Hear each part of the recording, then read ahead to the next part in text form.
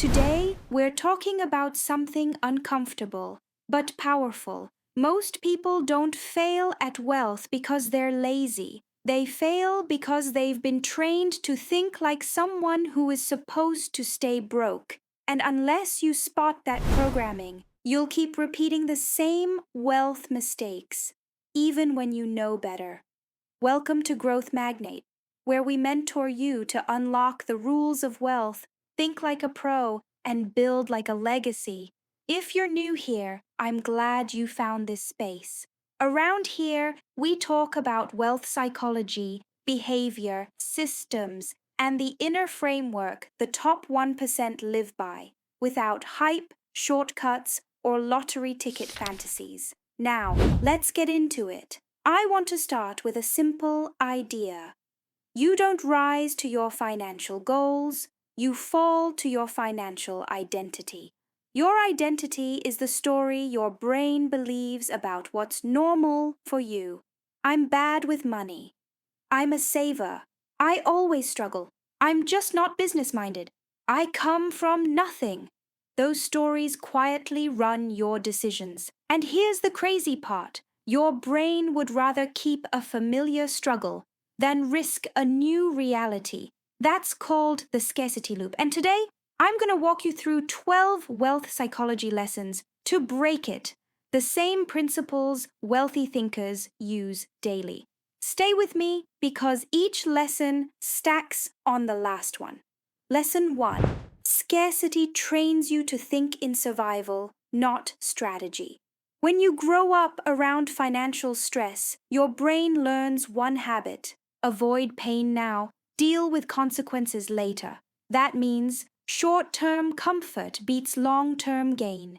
Instant relief beats delayed reward. Reaction beats planning. Wealth requires the opposite. The shift is simple. Stop asking, "What fixes this today?" Start asking, "What compounds for me over the next 5 to 10 years?" Lesson 2. Your environment programs your ceiling. If everyone around you jokes about being broke, overspending, or retail therapy, your brain normalizes it. Wealthy people normalize investing, building delayed gratification, and strategy conversations. Upgrade your environment, and your expectations rise with it. Lesson 3. Scarcity makes money emotional. Wealth makes money mechanical. Broke thinking. Money is stress, pressure, identity, ego, fear. Wealth thinking. Money is data, signals, inputs, and outputs. When you remove emotion from money, you can finally optimize instead of react. Lesson 4. The past is not a blueprint. Your past explains you, but it doesn't define your ceiling. Wealthy thinkers don't attach their worth to their starting line. They attach it to their trajectory.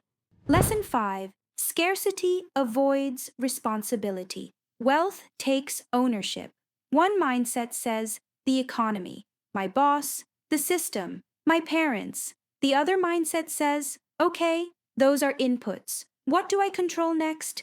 Ownership creates leverage. Blame creates stagnation. Lesson 6. Scarcity waits for permission. Wealth builds competence. Nobody taps you on the shoulder and says, you are now financially free. Wealthy people self-appoint. They choose to learn, they choose to experiment, they choose to build skills before they feel ready.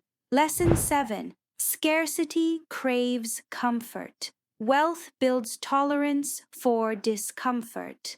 Reading contracts, learning taxes, understanding investments, negotiating, taking feedback. None of that is comfortable at first. But so is the gym, so is discipline, so is growth. Lesson 8. Scarcity confuses activity with progress. Scrolling money hacks doesn't make you wealthy. Watching business videos doesn't build equity. Wealth happens when behavior changes, not when dopamine spikes. So ask yourself, what did I actually improve this month about my money? Lesson 9. Scarcity wants certainty. Wealth builds systems. Scarcity is always searching for a guarantee. What's the safest investment? Which business model can't fail? How do I make money without any risk ever? And the truth? There is no guaranteed investment, no guaranteed business, no guaranteed income stream. Even a stable job can disappear with one email from HR. Wealthy thinkers see the world differently. They don't chase certainty because certainty is an illusion. Instead, they focus on probabilities and systems. Systems remove luck. Systems create repeatability. Systems compound. Think about it like this. A person with a scarcity mindset tries one side hustle. If it doesn't work in 30 days, they quit. See? Nothing works. A wealthy thinker tests 10 different ideas, tracks what works, keeps the winners, and builds a machine around them. They create a system for learning, a system for earning, a system for saving, a system for investing. So the outcome becomes predictable over time, not guaranteed today, but extremely likely over the long term. That's why the wealthy don't panic during short-term chaos. They're not relying on one lucky break. They're relying on a structure that compounds. Lesson 10. Scarcity thinks in expenses. Wealth thinks in assets. Scarcity looks at price and stops there. That course is too expensive. That mentor charges too much. That investment is risky. I might lose money. Wealth asks a different question. Does this produce a return? One mindset looks at cost. The other looks at payoff. It's the difference between buying a $1,000 TV equals expense. A $1,000 skill set that earns more income equals asset, same price. Totally different outcome. Scarcity thinking ends the conversation at the checkout total. Wealth thinking begins the conversation at the lifetime impact. And here's the key. Not every expense is bad, and not every asset is financial. Your health is an asset. Your network is an asset. Your reputation is an asset. Your ability to execute, one of the biggest assets you'll ever own. Wealthy people don't ask, how much does it cost? They ask, how does this pay me back? In money, energy, time, or opportunity. That shift changes everything. Lesson 11. Scarcity fears loss. Wealth manages risk. Broke thinking avoids all risk, which secretly guarantees staying stuck. Wealthy thinking asks, what's the downside? How do I cap it? And what's the long-term upside? Risk isn't the enemy. Unmanaged risk is. Lesson 12.